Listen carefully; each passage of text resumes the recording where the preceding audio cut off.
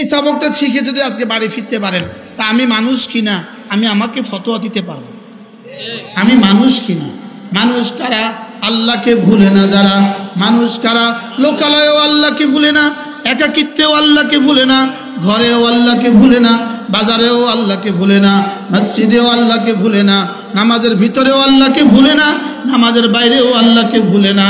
তাহলে মানুষ কারা আল্লাহকে ভুলে না যারা, মানুষ কারা আল্লাহকে ভুলে না যারা। 2 নম্বরে মানুষ কারা নামাজ থেকে গাফেল হয় না যারা, নামাজ থেকে গাফেল হয় না যারা, মানুষ শুধু তারা। তাহলে যারা নামাজ পড়ে না, রব তো এদেরকে মানুষই বলতে রাজি না, রব এদেরকে মানুষ বলতে কি না। তো আমাদের বাজারে গেলে বোঝা যায় না মানুষ কত পার্সেন্ট আছে। কি মুন্সিরহাট বাজারে গেলে, মুন্সিরহাট বাজার তারিখে বোঝা যায় কিনা এদেশে মাগরিবের সময় মানুষ কয়জন আছে। আপনি মাগরিবের সময় দেখবেন মানুষ কয়জন আছে, আর ফজরের সময় আপনার গ্রামে দেখবেন মানুষ কয়জন আছে। এবার তাহলে আমি আরো স্পষ্ট করি, ফজরের নামাজ পড়ে যারা, মানুষ শুধু তারা। বলেন ফজরের নামাজ পড়ে যারা, মানুষ শুধু কারা। বলে হুজুর তাহলে আর নামাজ পড়তে হবে না। এবার তাহলে আরেক ছন্দ শুনেন, ফজরের নামাজ পড়ে যারা, কোনো নামাজ ছুটে না তাদের। কি বলছি, মানুষ শুধু কারা। এবার ফজরের নামাজ পড়ে যারা, কোনো নামাজ ছুটে না তাদের, ফজরের নামাজ পড়ে যারা। কেন বলবে হুজুর কেন? ফজরের নামাজ হলো সবচেয়ে বড় পরীক্ষা। মুমিনের জন্য পরীক্ষা কি? ফজরের নামাজ। তো ফজরের নামাজ পরীক্ষা, শক্ত পরীক্ষা যদি কেউ টিকে যায়, তো হালকা পরীক্ষা তো আরো আগেই টিকবে। পরীক্ষা স্যার হলো পরীক্ষা নিয়ন্ত্রক, স্যার হ্যাঁ স্যার পরীক্ষা নিয়ন্ত্রক। পরীক্ষা এত কঠিন হয় না, কোনো স্টুডেন্ট পারে না, আর এত সহজও হয় না, সবাই পারে। কি বলছি বলেন তো, বলো। পরীক্ষা এত কঠিন হয় না, কেউ পারে না, আর এত সহজ হয় না, সবাই পারে। পরীক্ষার ব্যাপারে মূল থিংসটা কি? মূল থিংসটা হলো এটা, পরীক্ষা কেউ পারবে কেউ পারবে না। পড়বে যে সেই কি করবে। আবার পরীক্ষা এতটা কঠিন হয় না, একজনও উত্তর দিতে পারে নাই, এত কঠিন পরীক্ষা হয় না। আবার বিসিএসে 10,000 পরীক্ষা দিছে, 10 জন নিবে, 10,000 পাইলে গেছে, বিষয়টা এরকমও না। কি ভাই, তাহলে পরীক্ষা এত কঠিন হয় না, সবাই পারে, সবাই পারে, কেউ পারে না। এত কঠিন আর এত সহজ হয় না, সবাই পারে। তাহলে পরীক্ষা কেমন হয়? যারা পড়ে, যারা পড়ে না, কেউ কেউ পারে, কেউ কেউ পারে না। এবার ফজরের নামাজ এত কঠিন নয়, কেউ পারে না, আবার এত সহজ নয়, সবাই পারে। কি বলছি বলেন তো, এত সহজ নয়, সবাই পারে, এত কঠিন নয়। আলহামদুলিল্লাহ আমরা ফজর পারি না, পারি না। কারা কারা ফজর পারেন দেখে হাত তোলেন। সব হাত তুলছে, কেউ না পারেন না নাই। আল্লাহ, হাত নামান। ফজর পারি তো আমরা। এবার দেখেন ফজর নামাজ ছাড়তে পারে না কারা? মুমিন যারা, ফজর ছাড়তে পারে না তারা। আর ফজর নামাজ পড়তে পারে না কারা? বেঈমান যারা, কাফের যারা, মুনাফিক যারা, ফজর পড়তেই পারে না তারা। বলেন মুনাফিক যারা, ফজর পড়তেই পারে না তারা। মুমিন যারা, ফজর ছাড়তেই পারে না তারা। ফজর ছাড়তে পারে না কারা? আর ফজর পড়তে পারে না কারা? মুনাফিক যারা। বলেন মুনাফিক কারা? মুনাফিক ফজর কি আর মুমিন ফজর কি? তাহলে আমরা এখানে কারা আছি? মুমিন। এজন্য আমরা আর ফজর ছাড়বো না ইনশাআল্লাহ। বলেন ইনশাআল্লাহ। আল্লাহ তৌফিক দান করুন। স্যার এই ওয়াজটা যদি হয়ে যায় আর কিছু লাগবে স্যার? আমিন। আল্লাহ রাসূল বলেন রাকাতা সালাতুল ফজর, ফজরের 2 রাকাত নামাজ, ফজরের 2 রাকাত নামাজ খায়রুম মিনাদ দুনিয়া ওয়া মা ফিহা, দুনিয়ার মধ্যে যা আছে তার চেয়েও দামি। এবার রাসূল বলেন মান সাল্লা সালাতাল ফজর ফাহুয়া ফি জিম্মাতিল্লাহ, ফজরের নামাজ পড়লো যে আল্লাহর জিম্মায় ঢুকলো সে, ফজরের নামাজ পড়লো যে আল্লাহর জিম্মায় ঢুকলো সে, ফজরের নামাজ পড়লো যে আল্লাহর জিম্মায় ঢুকলো কে, ফজরের নামাজ পড়লো যে আল্লাহ জিম্মায় ঢুকলো সে।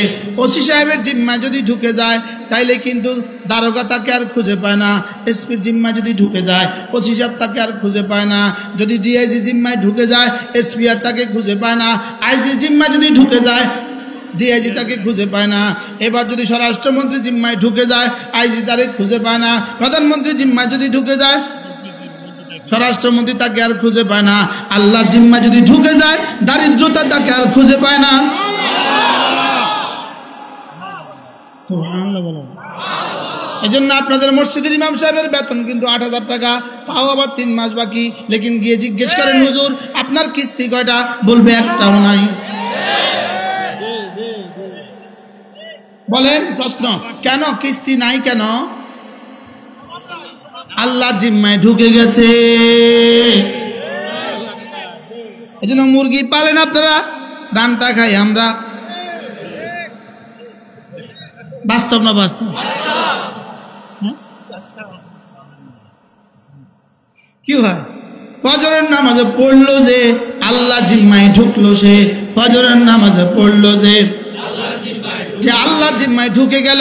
আল্লাহ তার দুনিয়ার জিম্মাদার, আল্লাহ তার মওতের জিম্মাদার, আল্লাহ তার কবরের জিম্মাদার, আল্লাহ তার হাসরের জিম্মাদার, আল্লাহ তার মিজানের জিম্মাদার, আল্লাহ তার ফুলসিরাতের জিম্মাদার, আল্লাহ তার জান্নাতের জিম্মাদার। তাহলে আল্লাহ জিম্মায় ঢুকলো, এই কথাটার অর্থটা কি? আরে সুবহানাল্লাহ বলেন। দুনিয়া আখিরাতের সমস্ত সফলতা এই শব্দের ভিতরে রব ঢুকায় দিলেন। মান সাল্লা সালাতাল ফজরে ফাহুয়া ফি জিম্মাতিল্লাহ, মান সাল্লা সালাতাল ফজরে ফাহুয়া ফি জিম্মাতিল্লাহ, রিজালুন লা তুলহিহিম তিজারাতুন ওয়ালা বাইউন আন যিকরিল্লাহ। মানুষ শুধু তারা জিকির থেকে গাফেল হয় না যারা, 2 নম্বরে মানুষ শুধু তারা নামাজ থেকে গাফেল হয় না যারা, 3 নম্বরে ওয়াইতাইজ যাকাত, মানুষ শুধু তারা হিসাব করে করে যাকাত দেয় যারা, 4 নম্বরে ইয়াখাফুনা ইয়াওমান তাতাকাল্লাবু ফীহিল কুলুবু ওয়াল আবসার, মানুষ শুধু তারা আখিরাতকে ভয় করে যারা, মানুষ শুধু তারা আখিরাতকে ভয় করে যারা। এবার মুখস্থ করেন একটা করে। 1 নাম্বার মানুষ শুধু কারা? জিকির থেকে গাফেল হয় না যারা, 2 নাম্বার নামাজ থেকে গাফেল হয় না যারা, 3 নাম্বার যাকাত থেকে গাফেল হয় না যারা, 4 নাম্বার আখিরাতকে ভয় করে যারা। আমার মনে হয় আমি তাকরার করাইতাম, রিপিট করাইতাম। 1 নাম্বার মানুষ শুধু কারা? যারা বলে না, যারা বলতে পারে তারা মানুষ, যারা একমাত্র প্রাণী পৃথিবীতে হাসতে পারে তারা মানুষ, যারা 2 পায়ে হাঁটে তারা মানুষ। লেকিন রব্বুল আলামিন যিনি মানুষ বানিয়েছেন তিনি বলেন যে ভিন্ন কথা। যিনি মানুষ বানিয়েছেন তিনি বলেন 4 গুণে গুণী যারা মানুষ শুধু তারা। কি বলেন? বলেন 4 গুণে গুণী যারা। কয়টা গুণ? 4টা। এই 4টা গুণ যার মধ্যে আছে তো বানানে বলা বলেন এটা হলো মানুষ। হায়ওয়ানে নাতিক, কথা বলতে পারা মানুষ, এটা বিজ্ঞানের পরিভাষা। লেকিন বানানেওয়ালা বলবেন মানুষ কি? জন্য আমরা যাদেরকে মানুষ দেখছি বানানেওয়ালা তাদের অনেককেই মানুষ দেখেন না। যেন আল্লাহ তাআলা আমাকে ওই মানুষের তালিকা আমার নামটা ঢুকিয়ে দেন। বানানেওয়ালা পাঞ্জাবি দিয়া, জুব্বা দিয়া, তোপ দিয়া মানুষের পরিচয় দেন না। বানানেওয়ালা পাগড়ি দিয়া মানুষের পরিচয় দেন না। যদি সব জুব্বাওয়ালা আর পাগড়িওয়ালা মানুষ হইতো তো টঙ্গীতে কেউ আর হত্যাকাণ্ড ঘটতো না।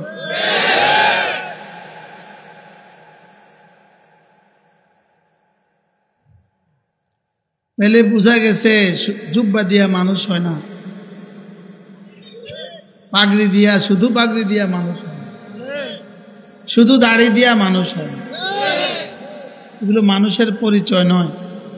মানুষের পরিচয় রব্বুল আলামিন বলেন, মানুষের প্রথম পরিচয় হলো যে পৃথিবীর কোনো ব্যস্ততা, পৃথিবীর কোনো লোভ, পৃথিবীর কোনো মোহ তার সন্তান সন্ততি, তার ব্যবসা বাণিজ্য, তার চাকরি বাকরি তাকে এক মুহূর্তের জন্য আল্লাহ থেকে বিস্মৃত করে দেয় না, আল্লাহকে ভুলিয়ে দেয় না।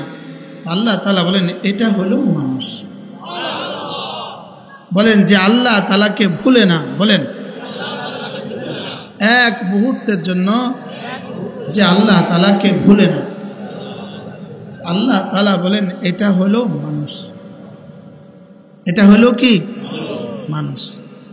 এই একটা পয়েন্ট, আল্লাহকে না ভুলার পয়েন্ট, এটা দিয়েই মানুষ মানুষ হয়, এটা দিয়েই মানুষ মোমেন হয়, এটা দিয়েই মানুষ মুত্তাকি হয়, আর এটা দিয়েই মানুষ এমন জিন্দিগি যাপন করে যে জিন্দিগিতে কোনো ফরজ ছুটে না, যে জিন্দিগিতে কোনো নাফরমানি হয় না।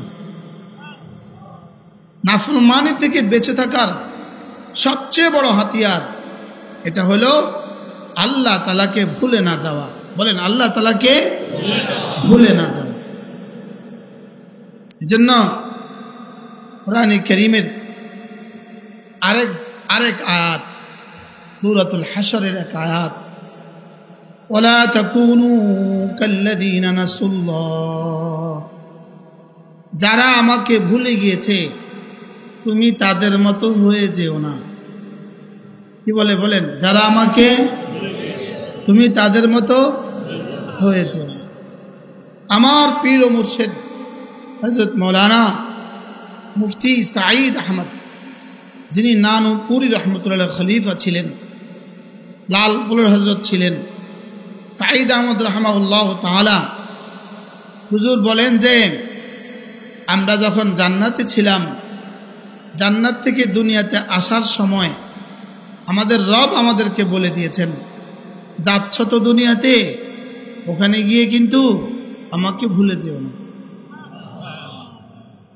হুজুর উদাহরণ দিয়ে বলতেন, যেমন ছেলে বিদেশে যাবে, তো শেষ মুহূর্তে যখন বাবাকে বলে বাবা গাড়ি এসে গেছে, আমি বের হচ্ছি, তো বাবা শেষ কথা বলে যাচ্ছ তো বিদেশে, ওখানে গিয়ে কিন্তু ভুলে যেও না।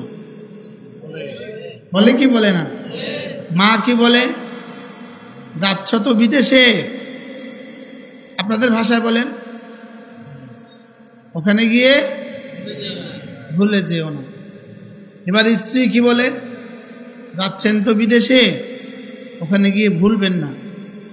আগে বলতো মাসে মাসে চিঠি দিবা, এখন বলে সকাল সন্ধ্যায় ফোন দিবা। বলে কি বলে না? বলেন। আল্লাহ তাআলাও আমাকে ভালোবেসে দুনিয়াতে পাঠাবার সময় ঠিক ওই ঘোষণাই আমাকে দিলেন, ওয়ালা তাকুনু কাল্লাযীনা নাসুল্লাহ, তোমাদের আগেও আমি অনেককে পাঠিয়েছি, ওরা দুনিয়াতে গিয়ে কিন্তু আমাকে ভুলে গিয়েছে, তোমরা আমাকে ভুলে যেও না, তোমরা আমাকে। প্রশ্ন, যদি কেউ ভুলে যায় আল্লাহ তাআলা কি করেন? আল্লাহ তাআলা বলেন শোনো, আমাকে কেউ ভুলে গেলেও আমি কিন্তু তাকে ভুলি না। ছেলে মাকে ভুলে গেলেও মা কিন্তু ছেলেকে ভুলে না। মেয়ে বাবাকে ভুলে গেলেও বাবা কিন্তু মেয়েকে ভুলে না। আল্লাহ তাআলা বলেন তুমি যদি আমাকে ভুলেও যাও আমি তখনও তোমাকে ভুলি না। তবে হ্যাঁ, তুমি যদি আমাকে ভুলে যাও আমি তোমাকে দুনিয়াতে একটা মর্মন্তুদ শাস্তি দিব। নাউযুবিল্লাহ, আমি তোমাকে একটা কঠিন শাস্তি দুনিয়াতে দিব, সেটা হলো আমি তোমাকে আত্মভোলা করে দিব। তোমাকে আমি ভুলবো না, তবে তোমাকে ভুলায়া দিব, তোমাকে ভুলায়া দিব। আনফুসাহুম বা আনসাহুম আনফুসাহুম, আমি তোকে আত্মভোলা করে দিব। তুই যদি আমাকে ভুলে যাস দুনিয়াতে কিন্তু আমি ভুলবো না, আমি তোমাকে দুনিয়াতে আত্মভোলা করে দিব। তবে হাসরের ময়দানে ওয়াকাযালিকাল ইয়াউমা তুনসা, হাসরের ময়দানে কিন্তু আমি তোকে মনে করব না। দুনিয়াতে আমি তোকে ভুলবো না, তবে হাসরের ময়দানে মনে করব না। আর দুনিয়াতে তোকে আত্মভোলা করে দিব। আয় ফানসাহুম মাসালিহাহুম, দুনিয়াতে তোমার যত প্রয়োজন আছে, যেটা সবচেয়ে বেশি জরুরি, তোমার জীবনের জন্য সবচেয়ে বেশি জরুরি তোমার ঈমান, এটা আমি তোমাকে ভুলাইয়া দেব। নাউযুবিল্লাহ বলেন। ফানসাহুম আনফুসাহুম, আমি তোমাকে তোমার ঈমানের কথা ভুলাইয়া দিব। আমি তোমাকে তোমার নামাজের কথা ভুলাইয়া দেব। ঈমানের কথা ভুলে গেছে এমন এক জাতি আছে না নাই বলেন? আর এরপরে নামাজের কথা ভুলে গেছে এমন কিছু মানুষও আছে না নাই? মূলত নামাজের কথা ভুলে যাওয়া, ঈমানের কথা ভুলে যাওয়া দুনিয়াতে সবচেয়ে বড় সাজা। আর নামাজের কথা ভুলে যাওয়া দুনিয়াতে সবচেয়ে বড় সাজা। এটাকে কেউ সাজা মনে করছেন জীবনে? না না, এটাকে তো জীবনে কেউ সাজাই মনে করি নাই। এজন্য ঈমানকে বিস্তৃত করে দেওয়া। সমস্ত বেঈমান ঈমান হারা। এটা কেন ঈমান হারা? সে রবকে ভুলে গিয়েছে। রব তাকে ঈমানের মতো প্রয়োজনীয়, ঈমানের মতো ইম্পর্টেন্ট, ঈমানের মতো পৃথিবীতে সবচেয়ে দামি, সেটা তাকে ভুলাইয়া দিছে। মাআযাল্লাহ, সে যখন আল্লাহ তাআলাকে ভুলে গেছে, আল্লাহ তাআলা নামাজ তাকে ভুলাইয়া দিছে। নামাজ ভুলে গেছে এরকম মুসলমানের দেশে আছে না নাই? মূলত নামাজ ভুলে যাওয়া এটা হলো সে আল্লাহকে ভুলে যাওয়ার সাজা। আল্লাহকে ভুলে যাওয়ার কি বলেন? আল্লাহকে ভুলে যাওয়ার সাজা কি? নামাজ ভুলে যাওয়া। রমজান মাস আসে আর যায়, চরে চঞ্চলে হাজারো মানুষ আছে, তাদের জানাও নাই। বাস্তব না বাস্তব বলেন? ওই শরীয়তপুরের চরে গিয়া দেখেন, চাঁদপুরের চরে গিয়া দেখেন, ওরা জানে না রমজান মাস কখন আসছে আর কখন গেছে। বাস্তব না বাস্তব? জুমার আজান কখন হয় আর কখন যায় এটাও সে জানে না। এরকম মুসলমান আছে না নাই?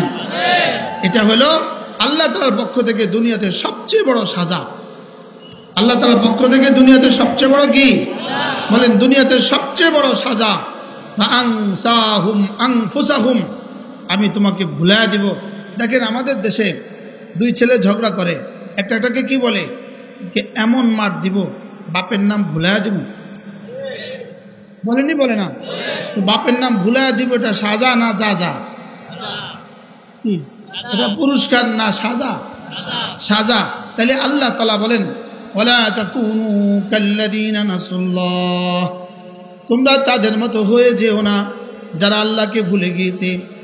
যদি কেউ আল্লাহকে ভুলে যায়, ফাআনসাহুম আনফুসাহুম, আমি রহমান নামের কারণে আমি তখনও তাকে ভুলি না।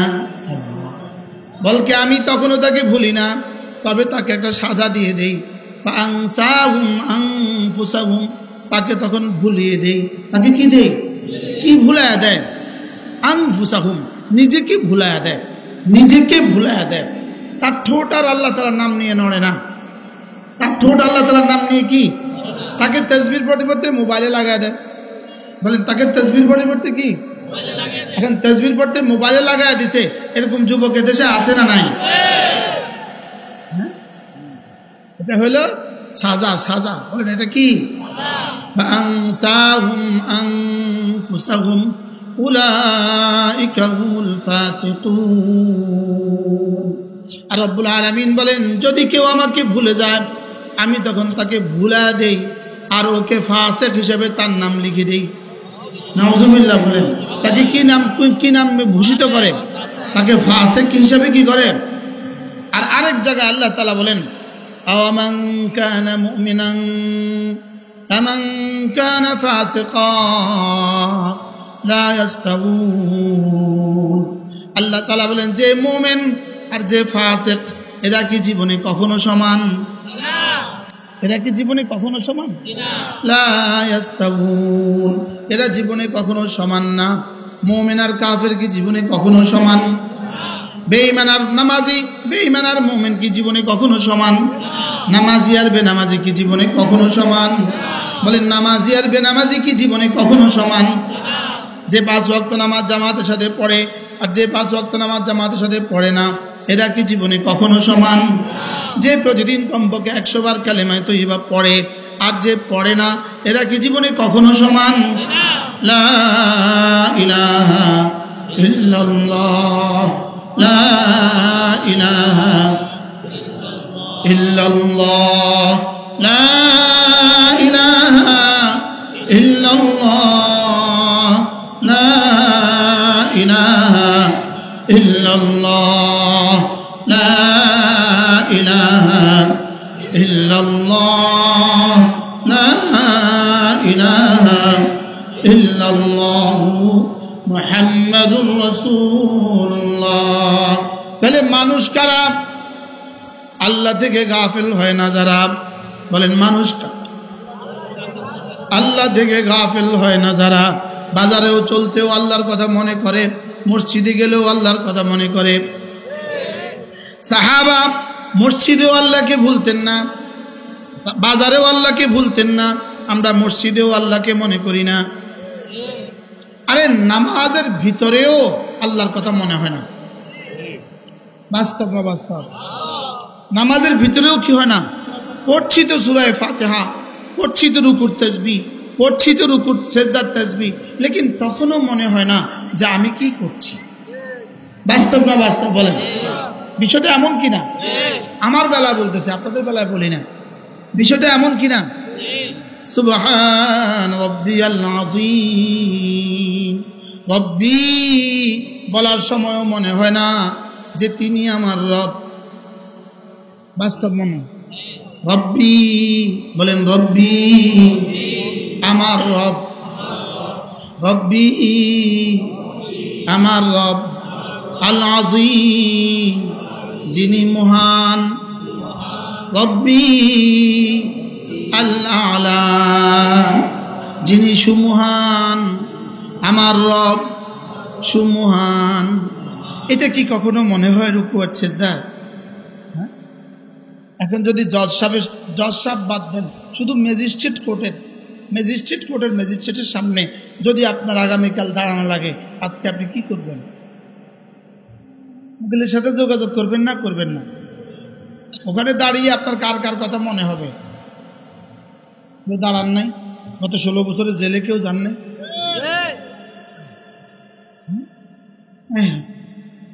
যে জেলে যান নাই আপনার বাংলাদেশি হলেন কেন? জেল তো দেশের জন্য লাজেন। ম্যাজিস্ট্রেট কোর্টে শুধু ম্যাজিস্ট্রেটের সামনে দাঁড়াবেন, আপনার টেনশন কেমন? ওখানে দাঁড়ালে পরে আপনার আর পৃথিবীর কারোর কথা মনে হয় না। বাস্তব না বাস্তব? আমরা তো দাঁড়াইছি, ম্যাজিস্ট্রেট কোর্টে দাঁড়াইছি, ডিস্ট্রিক্ট কোর্টে দাঁড়াইছি, হাইকোর্টে দাঁড়াইছি। তো দাঁড়ানোর সময় তো তখন তো তার আগে দিয়ে তো 2-1 ঘন্টা মুখে পানি থাকে না, আরে নিঃশ্বাস বন্ধ হয়ে যায়। কি ভাই?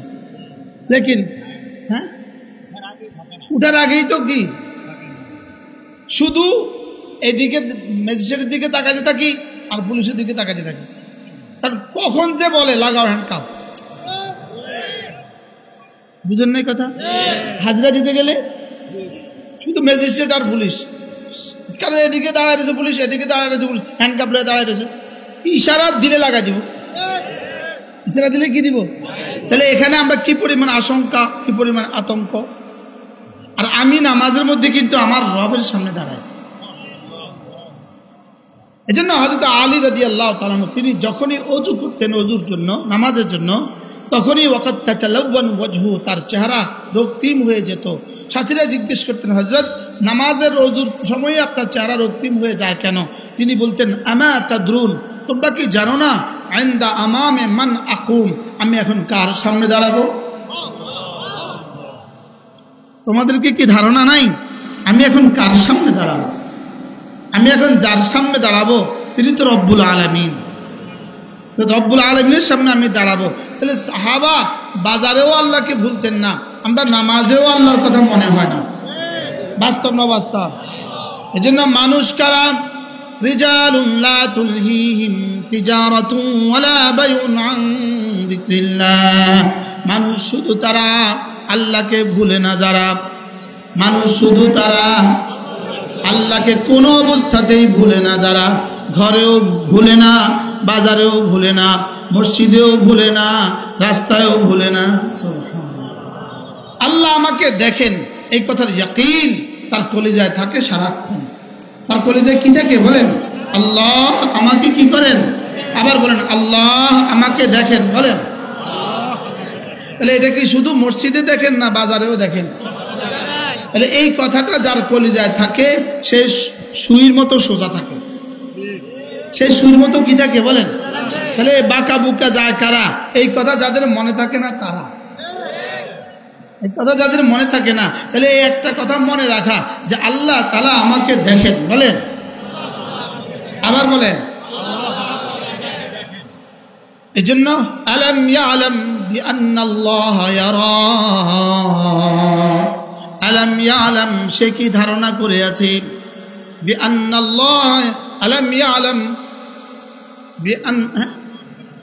সূরা আলাক, আলাম ইয়ালাম বিআন্নাল্লাহা ইয়ারা, সে কি জানে না নিশ্চয়ই আমি আল্লাহ তাকে দেখছি। সে কি জানে না আমি আল্লাহ তাকে কি দেখছি? এটা এই একটা আয়াতে কারিমা, সে কি জানে না আমি তাকে দেখছি। আলাম ইয়ালাম বিআন্নাল্লাহা ইয়ারা, এই আয়াতে কারিমা একাধারে আল্লাহ রাসূল সাল্লাল্লাহু তাআলা আলাইহি ওয়াসাল্লামের শানে এবং আবু জাহেলের ক্ষেত্রে, দুজনের ক্ষেত্রে একসাথে নাজিল হয়েছে। দুজনের ক্ষেত্রে কি হয়েছে? একসাথে নাজিল হয়েছে। আয়াতটা কি পড়ে? আলাম ইয়ালাম বিআন্নাল্লাহা ইয়ারা, সে কি জানে না আমি তাকে দেখছি। কয়জনের ক্ষেত্রে নাজিল হয়েছে? রাসূলের শানে এবং আবু জাহেলের শানে। কখন নাজিল হয়েছে? মক্কাতে যখন আল্লাহর নবী নামাজ পড়ছিলেন, আবু জাহেল গিয়ে কি বলল, এই মুহাম্মদ, তোমাকে যেন আর এই জায়গায় নামাজ পড়তে না দেখি, তুমি প্রকাশ্যে আর নামাজ পড়তে পারবা না। এই হলো প্রথম দিন নিষেধ করলেন। দ্বিতীয় দিন রাসূল আবার পড়ছিলেন, আবার আয়েশা আবু জাহেল বলল, তোমাকে না বলছি এখানে নামাজ পড়তে না। রাসূল ভ্রুক্ষেপ করলেন না। তৃতীয় দিন আবার এসে নামাজ পড়ছিলেন। তৃতীয় দিন এসে সে আবার বলল, তোমাকে না বলছি এখানে নামাজ পড়তে না। এই কথা বলার পরে আল্লাহ তাআলা এই আয়াতে কারিমাগুলো নাযিল করেন। আল্লাহ তাআলা কি বলেন যে আপনি কি ভেবেছেন, আপনি যখন নামাজ পড়ছিলেন আমি কিন্তু আপনাকে চোখে চোখে রাখছি। আর আবু জাহলকে বলছে, তুই কি ভাবছিস, তুই যখন নিষেধ করছিলি আমি তোকে কিন্তু ছায়া রাখছি। আশ্চর্য বিষয় হলো, ওসি সাহেব একজন কনস্টেবল, খুব ভালো কাজ করে। ওসি সাহেব কি বলে, আমি কিন্তু আপনার দিকে খেয়াল রাখবো। আর আরেকটা কনস্টেবলের কথা কইলে শুনে না, আমি কিন্তু তোরে ছায়া রয়েছি বলে। কি বলে না বলে? এখানে আমি তোকে, ওই যিনি অবিডিয়েন্ট তাকেও বললেন আমি তোর দিকে তাকিয়ে আছি, তোর দিকে তাকাবো। এর অর্থ কি? তোকে সামনে প্রমোশনে ভালো দিব। আর এবার ওকে কি বলে, তোর দিকে কিন্তু আমি ছায়া রয়েছি, তারে কি কয়, সামনে প্রমোশনে তোরে মজা দেখাবো। আরে বাস্তব না বাস্তব বলেন? তোর দিকে ছায়া রয়েছে, তোর রাঙ্গা মাটি পাঠাবো। হ্যাঁ, পুলিশে ছিলেন? ও, কিন্তু ওয়ারেন্ট অফিসার ছিল। তাহলে আমরা কি বুঝছি বলেন? একই কথা দ্বিমুখী হইতে পারে কি পারে না? তাহলে একটা কি, আচ্ছা রাসূল কি পরিমাণ সান্ত্বনা পেয়ে গেলেন, অসুবিধা কি? আবু জাহেল তুই আমাকে নিষেধ করছিস তো, অসুবিধা কি? আমার রব তো দেখছে। আর আবু জাহেলরে কি পরিমাণ ধমক দিলেন, হ্যাঁ জালেম, তুই মসজিদে আসতে নিষেধ করছিস, আমি কিন্তু তোর দিকে তাকায় রয়েছি, তোর সময় কিন্তু আর বেশি নাই, এই বদর আইতে আছে, আইতে আছে। বদর কি? এই হিজরতের দ্বিতীয় বর্ষে বদর আয়া পড়ছে। কি দেখেন এখানে আছে, আমি হাফেজ না, আলহামদুলিল্লাহ হাফেজের বাপ। হাফেজের বাপ অর্থ কি? চাই না, মানে হাফেজের বাপ মানে অন্য কিছু বুঝছেন না। ওটা মেস্ত্রির বাপ অর্থ কি? বল, মেস্ত্রির বাপ মুজিবের ছেলের বাপ। এটা শুধু মেস্ত্রি না, মেস্ত্রির বাপ অর্থ কি? দক্ষ মেস্ত্রি। আমি হাফেজ না, হাফেজের বাপ অর্থ আবার বুঝছেন না যে হাফেজ না, দক্ষ হাফেজ। আমি হাফেজের বাপ। দেখেন দেখেন আজীব এক কথা। আরাআইতাল্লাযী ইয়ানহা আবদান ইযা সাল্লা, আরাআইতা ইন কানা আলাল হুদা আও আমারা বিত্তাকওয়া আরাআইতা ইন কাযাবা ওয়া তাওয়াল্লা আলাম ইয়ালাম বিআন্নাল্লাহা ইয়ারা। আল্লাহ তাআলা বলেন, হাবিব, এই কম বক্তের দিকে কি আপনি তাকিয়েছেন যে আপনাকে নামাজ পড়তে বাধা দেয়? যে আপনাকে নামাজ পড়তে কি দেয়? বাধা দেয়। যে আয়েশা আপনাকে বলছে এই আর নামাজ পড়বে না, এই করোনার সময় যারা মসজিদের দুয়ারে দুয়ারে দাঁড়ায় বলছে এই নামাজে আসবেন না, এদের অনেকের করোনা হয়ে গেছে। বাস্তব না বাস্তব? এই জন্য আল্লাহ তাআলা কি বলেন, আরাআইতাল্লাযী ইয়ানহা আবদান ইযা সাল্লা। এই কুলাঙ্গার, এই কমবক্ত, তাকে আপনি দেখেছেন যে আমার বান্দাকে নামাজ পড়তে কি দেয়? বাধা দেয়। আরাআইতা ইন কানা আলাল হুদা আও আমারা বিত্তাকওয়া। আর যাকে বাধা দিচ্ছে সে হেদায়েতের উপরে আছে এবং সে তাকওয়ার নির্দেশ দিচ্ছে। সুবহানাল্লাহ। এবার কি বলে, আরাআইতা ইন কাযাবা ওয়া তাওয়াল্লা। যে বাধা দিচ্ছিল সে মিথ্যুক, সে কি? মৃত্যু। এবার বলে আলাম ইয়ালাম বিআন্নাল্লাহা ইয়ারা। সে কি দেখে না? আছে কি জানে না আমি তাকে দেখছি? তাহলে কয়জনকে বললেন এটা? রাসূলকে বললেন, আবু জাহেলকে বললেন। আবু জাহেলকে বললেন কি হিসাবে? ধমক। আর রাসূলকে বললেন কি হিসাবে? সাহস দিয়ে। সুবহানাল্লাহ বলবেন না? রাসূলকে বলেছেন সাহস জুগিয়ে, আপনি পড়তে থাকেন, আমি আপনাকে দেখছি, আমি আপনাকে দেখছি। শুধু এখানেই শেষ নয়, এর অর্থ আমি আপনার পাহারাদার। আমি আপনার কি? আমি আপনার পাহারাদার। আর ওকে কি বলছে? তুই যে নিষেধ করছিস আমি কিন্তু দেখছি, অচিরেই তোর ঘাড় মটকাবো, অচিরেই তোর কি মটকাবো? ঘাড় মটকাবো। এবার আল্লাহ তাআলা কি বলেন, কাল্লা লাইন লাম ইয়ানতাহি লানাসফা'আম বিন-নাসিয়া। যদি তুই তোর এই বদামল থেকে না ফিরিস, আবু জাহেলকে বলে তুই যদি তোর এই বদামল থেকে কি না ফিরিস, লানাসফা'আম বিন-নাসিয়া, আমি তোর কপালের চুলগুলো ধরে হেঁচড়াবো, এগুলো ধরে হেঁচড়াবো। এরপরে কি বলে, নাসিয়াতিন কাযিবাতিন খাতিয়া। ওই মৃত্যুক ললাট, ওই মৃত্যুক আর ধোঁকাবাজ আর ওই বদ ললাটের চুলগুলো ধরে ধরে আমি হেঁচড়াবো। এরপরে কি বলবো, ফালিয়াদউ নাদিয়া। যদি তোর সাহস থাকে, আমি যখন তোর টান দিব, তোর সাহস থাকলে তোর বন্ধুবর্গকে ডাক, পারলে ডাক। যেমন 5 তারিখে ডাকছে, কেউ আর সাড়া দেয় না।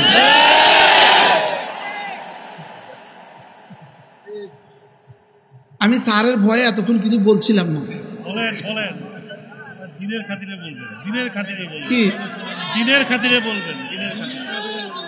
কি কি বলতেছে বলেন? ফালিয়াদউ নাদিয়া, পারলে ডাক, পারলে কি? এবার 10টার সময় ফোন দেয়, এই এই পারলে একটা বিমান পাঠাও। জি না, এটা আর হবে না।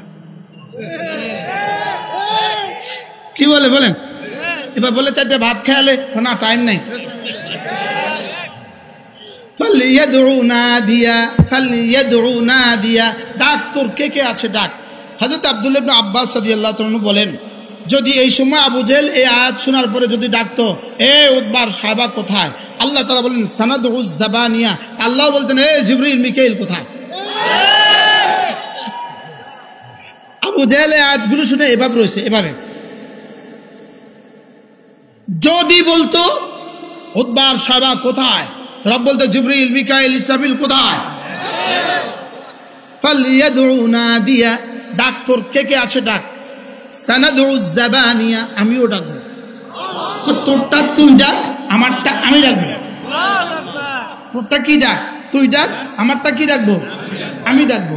আল্লাহ, কথা এটা আমার সামনে আয়াত পড়া যাবে না, এটা আয়াতে ছেজদা, এই জন্য পরেরটা পড়া যাবে না, পরেরটা বাংলা করে দে। আল্লাহ তাআলা বলেন, হাবিব ওর কথা শুনবেন না, আপনি ওর কথা শুনবেন না, আপনি ছেজদা দিতে থাকেন আর আমার কাছে আসতে থাকেন। ও যে আপনাকে নিষেধ করছে নামাজ পড়বেন না, খবরদার আপনি এটা শুনবেন না, আপনি এটা কি করবেন না, শুনবেন না। আমি আপনার দিকে তাকিয়ে আছি। আর ওর যদি আপনাকে ধ্বংস করার জন্য তার সভাসদদেরকে ডাকে, আমার সাথে যুদ্ধ করার জন্য যদি ডাকে, আমিও ডাকবো। আর এটাই হলো বদরে, সে ডাকছিল, আল্লাহও ডাকছে। কি হয়, সেও ডাকছে, আল্লাহও ডাকছে। এই জন্য আল্লাহর সাথে যুদ্ধ করে পেছনেও কেউ টিকে নাই, সামনেও কেউ টিকবে না। 5 লক্ষ মানুষকে হত্যা করেছে বাশার আল আসাদ, 1,20,00,000 মানুষকে বাস্তুহারা করেছে, ঘর বাড়ি হারা করেছে, লেকিন সে এখন নাই, তার বউও তারে ছেড়ে দিয়ে গেছে না, তার বউ তাকে ছেড়ে দিয়ে চলে গেছে। কি আর বাংলাদেশ থেকে যিনি গেছেন তার তো কেউ নাই, তার তো আরো আগেই ছেড়ে দিচ্ছে। বাস্তব না বাস্তব বলেন? এই জন্য মানুষ কারা? আল্লাহকে ভুলে না যারা। বলেন মানুষ কারা? এই সবকটা শিখে যদি আজকে বাড়ি ফিরতে পারেন, তা আমি মানুষ কিনা আমি আমাকে ফতোয়া দিতে পারবো। আমি মানুষ কিনা? মানুষ কারা? আল্লাহকে ভুলে না যারা। মানুষ কারা? লোকালয়েও আল্লাহকে ভুলে না, একাকিত্বেও আল্লাহকে ভুলে না, ঘরেও আল্লাহকে ভুলে না, বাজারেও আল্লাহকে ভুলে না, মসজিদেও আল্লাহকে ভুলে না, নামাজের ভিতরেও আল্লাহকে ভুলে না, নামাজের বাইরেও আল্লাহকে ভুলে না। তাহলে মানুষ কারা? আল্লাহকে ভুলে না যারা। মানুষ কারা? আল্লাহকে ভুলে না যারা। 2 নম্বরে মানুষ কারা? নামাজ থেকে গাফেল হয় না যারা। নামাজ থেকে গাফেল হয় না যারা। মানুষ শুধু তারা। তাহলে যারা নামাজ পড়ে না, রব তো এদেরকে মানুষই বলতে রাজি না। রব এদেরকে মানুষ বলতে কি না? তো আমাদের বাজারে গেলে বোঝা যায় না মানুষ কত % আছে। কি মুন্সিরহাট বাজারে গেলে, মুন্সিরহাট বাজার তারিখে বোঝা যায় কিনা এদেশে মাগরিবের সময় মানুষ কয়জন আছে। আপনি মাগরিবের সময় দেখবেন মানুষ কয়জন আছে, আর ফজরের সময় আপনার গ্রামে দেখবেন মানুষ কয়জন আছে। এবার তাহলে আমি আরো স্পষ্ট করি, ফজরের নামাজ পড়ে যারা, মানুষ শুধু তারা। বলেন ফজরের নামাজ পড়ে যারা, মানুষ শুধু কারা? বলে হুজুর তাহলে আর নামাজ পড়তে হবে না। এবার তাহলে আরেক ছন্দ শুনেন, ফজরের নামাজ পড়ে যারা, কোনো নামাজ ছুটে না তাদের।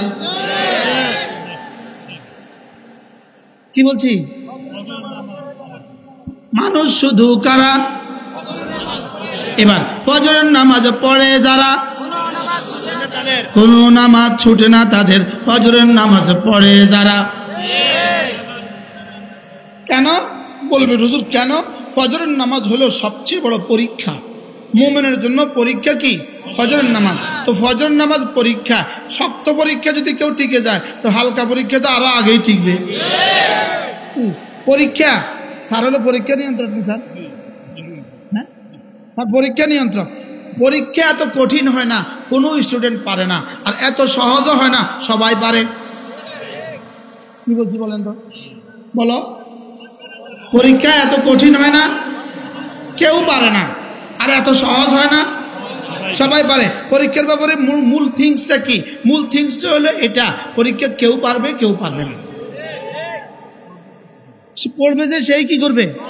আবার পরীক্ষা এতটা কঠিন হয় না, একজনও উত্তর দিতে পারে নাই, এত কঠিন পরীক্ষা হয় না। আবার বিসিএসে 10,000 পরীক্ষা দিয়েছে, 10 জন নিবে, 10,000 পাইলে গেছে, বিষয়টা এরকমও না। কি ভাই? তাহলে পরীক্ষা এত কঠিন হয় না, সবাই পারে, সবাই পারে, কেউ পারে না। এত কঠিন আর এত সহজ হয় না, সবাই পারে। তাহলে পরীক্ষা কেমন হয়? যারা পড়ে, যারা পড়ে না, কেউ কেউ পারে, কেউ কেউ পারে না। এবার ফজরের নামাজ এত কঠিন নয়, কেউ পারে না, আবার এত সহজ নয়, সবাই পারে। কি বলছি বলেন তো? এত সহজ নয়, সবাই পারে, এত কঠিন নয়। আলহামদুলিল্লাহ আমরা ফজর পারি না? পারি না? কারা কারা ফজর পারেন দেখে হাত তোলেন। সব হাত তুলছি, কেউ না পারেন না নাই। আল্লাহ, হাত নামান। ফজর পারি তো আমরা। এবার দেখেন, ফজর নামাজ ছাড়তে পারে না কারা? মুমিন যারা, ফজর ছাড়তে পারে না তারা। আর ফজর নামাজ পড়তে পারে না কারা? বেঈমান যারা, কাফের যারা, মুনাফিক যারা, ফজর পড়তেই পারে না তারা। বলেন মুনাফিক যারা, ফজর পড়তেই পারে না তারা। মুমিন যারা, ফজর ছাড়তেই পারে না তারা। ফজর ছাড়তে পারে না কারা? আর ফজর পড়তে পারে না কারা? মুনাফিক যারা। বলেন মুনাফিক কারা? মুনাফিক ফজর কি আর মুমিন ফজর কি? তাহলে আমরা এখানে কারা আছি? মুমিন। এজন্য আমরা আর ফজর ছাড়বো না।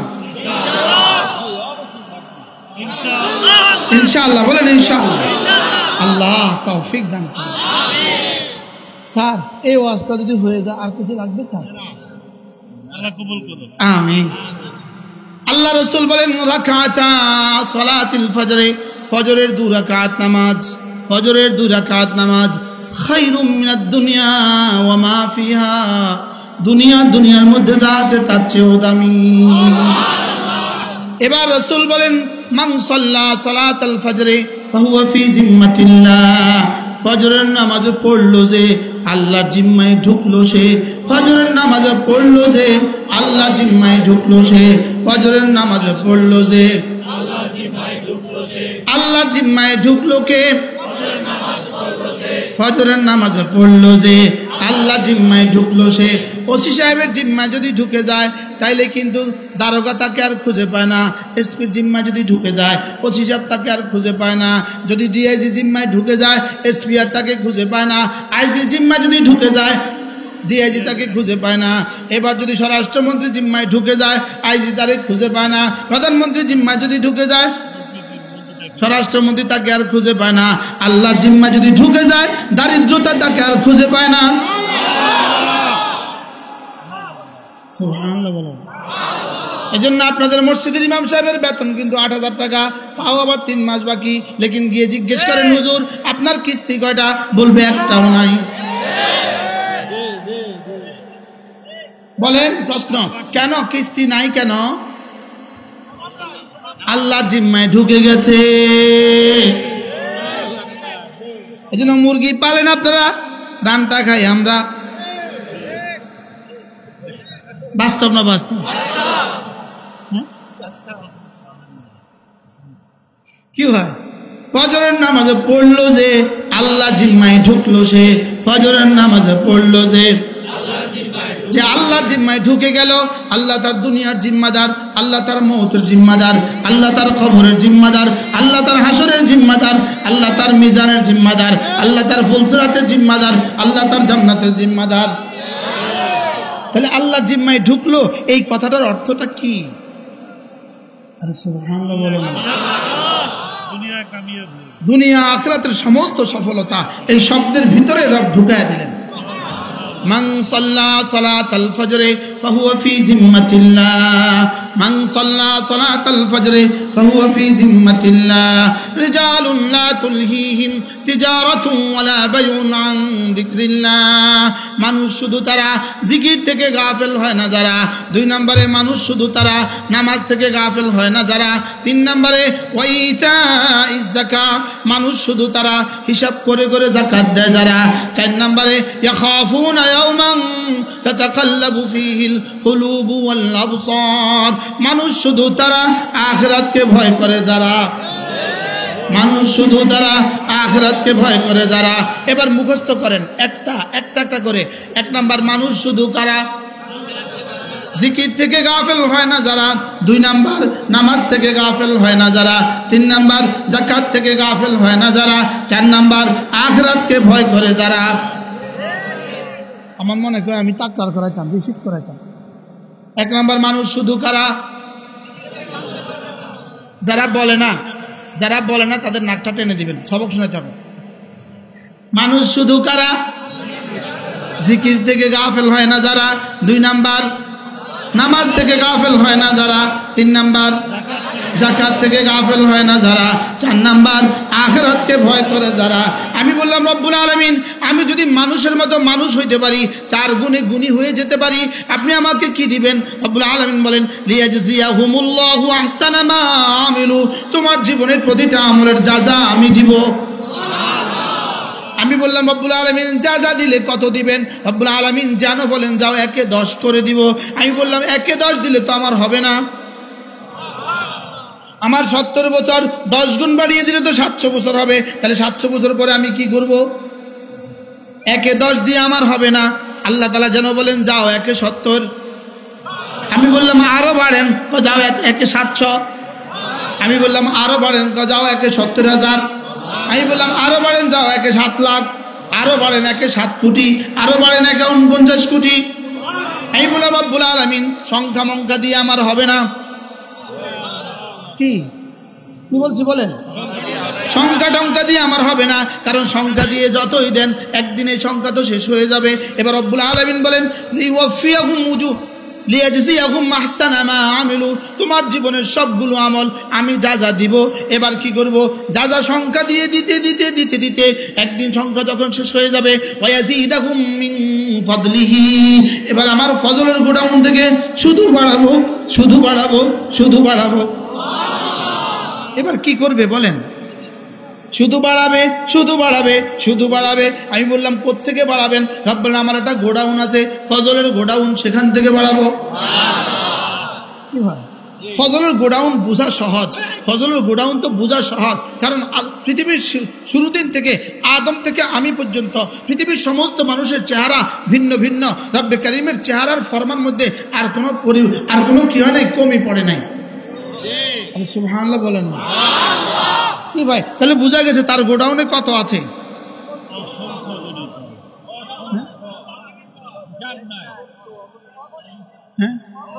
অগণিত গোডাউনে কত আছে। আচ্ছা, যেমন ধরেন এখন আজকে 4 জন বক্তা ওয়াজ করবে, প্রত্যেকের কণ্ঠ একরকম না। সারা বাংলাদেশের কোন মসজিদে দুই ইমামের তেলাওয়াত একরকম, তাহলে বোঝা গেছে কণ্ঠ, এত কণ্ঠ তো পাইল কই? হ্যাঁ, এত কণ্ঠ কোথায় পেল? আচ্ছা, আপনাদের এই জমিন থেকে যে গত 50 বছর ধরে একটানা ধান হইতেছে, এবার ধান দিলে আবার ধান কোত্থেকে আসবে? সুবহানাল্লাহ বলে না। তো যেই রব এখান থেকে দিতে পারে অগণিত, তিনি সেখানে অগণিত দিতে পারবেন না? কি হয়? আচ্ছা, 2 কিলো বালতির মধ্যে রঙের পোটা, 2 কিলো 2 লিটারের রঙের পোটার মধ্যে 2 লিটার মাটি দিলেন, 2 কিলো মাটি দিলেন, মাটি দিয়ে এটা ড্রাগন লাগাই দিলেন। এবার ড্রাগন প্রথম বছর ধরছে 12টা, দ্বিতীয় বছর ধরছে 20টা, ওরে তৃতীয় বছর 40টা। এখন কত কিলো আর কত মন ধরলো? 2 কিলো মাটির মধ্যে কমলো কত দূর? 2 কিলো মাটির মধ্যে কমছে না বাড়ছে? না বাড়লেও তো কমে নাই, না বাড়লেও তো কি তো কমে নাই। তো এতগুলো ড্রাগনের ওজন গেল কোন? হ্যাঁ, তাহলে কি আমরা আসলে মাটি থেকে হয়েছে না উপর থেকে আসছে? মাটি থেকে হলে তো এটা কমে যেত। হ্যাঁ, উপর থেকে আসছে। তাহলে আল্লাহর গোডাউনে কত আছে? হ্যাঁ, আল্লাহর গোডাউনের হিসাব আছে। এই জন্য আমার ফজলের গোডাউন থেকে শুধু বাড়াবো শুধু বাড়াবো শুধু বাড়াবো শুধু বাড়াবো শুধু বাড়াবো শুধু বাড়াবো। আল্লাহ কতদিন পর্যন্ত বাড়াবেন? আমি যতদিন ততদিন। এই জন্য কেউ আবার রাগ করবেন না। আমি তাহলে আরেকটা কথা কই, আমরা অবদিলে কম। আচ্ছা, পৃথিবীতে প্রথম মাস্টার্স পাস, তার ওস্তাদ কিন্তু ডিগ্রি পাস। যিনি প্রথম মাস্টার্স পাস করছে তার ওস্তাদ কি পাস? প্রথম ডিগ্রি পাস, তার ওস্তাদ ইন্টারমিডিয়েট পাস, প্রথম ইন্টারমিডিয়েট পাস, প্রথম এসএসসি পাস, 9 পাস, 9 পাস वाला, 8 পাস वाला, 7 পাস वाला, 5 वाला, 5 वाला, 4 वाला, 3 वाला, 2 वाला, 1 वाला। এই পৃথিবীর সমস্ত জ্ঞান বিজ্ঞানের আগের দিকে তাকাইলে শুধু জিরো শুধু জিরো শুধু জিরো, শুধু কমে শুধু কমে শুধু কমে। এবার সমস্ত জ্ঞান ও বিজ্ঞানের সামনের দিকে তাকান, রিটায়ারমেন্টের পরে 2 বছর পরে, 6 বছর পরে আরো জিরো, 10 বছর পরে, 20 বছর পরে। বাস্তব না বাস্তব? এবার দেখি যেমন ধরেন আমি কোরআনে কারীম পড়তে পারি। আমার যিনি ওস্তাদ ছিলেন তিনি ছিলেন হারুন বাবু নগরী। যদি আমার মতো মৌলবী 1 কোটি 1 পাল্লা দেন, আমার হুজুরের পাল্লা দিলে হুজুরের পাল্লা ভারী। আচ্ছা, হুজুরের ওস্তাদ ছিলেন হযরত হুসাইন আহমদ মাদানী, তার ওস্তাদ ছিলেন শাইখুল হিন্দ মাহমুদুল হাসান দেওবন্দি, তার ওস্তাদ ছিলেন কাসেম নানুতুবি, তার ওস্তাদ ছিলেন ইয়াকুব নানুতুবি, তার ওস্তাদ ছিলেন শাহ আব্দুল আজিজ মুহাদ্দিস দেহলভী, তার ওস্তাদ ছিলেন হযরত শাহ ওলিউল্লাহ মুহাদ্দিস দেহলভী। আচ্ছা, যেতে যেতে যেতে যেতে ইমামে আজম আবু হানিফা, তার ওস্তাদ ছিলেন হযরত হাম্মাদ, তার ওস্তাদ ছিলেন হযরত মুজাহিদ, তার ওস্তাদ ছিলেন হযরত আলকামা, তার ওস্তাদ ছিলেন হযরত আব্দুল্লাহ ইবনে আব্বাস, তার মাসউদ, তার ওস্তাদ ছিলেন মুহাম্মদুর রাসূলুল্লাহ সাল্লাল্লাহু। এবার বলেন তো দেখি, কোরআনওয়ালাদের ওস্তাদ পেছনে শুধু বাড়ে, ওস্তাদ বড়, তার ওস্তাদ আরো বড়, তার ওস্তাদ আরো বড়, তার ওস্তাদ আরো বড়, তার ওস্তাদ আরো বড়, তার ওস্তাদ আরো বড়, বলে না? এবার সামনের কি অবস্থা? কোরআনওয়ালা যত বুড়ো হয় তত দাম বাড়ে, যত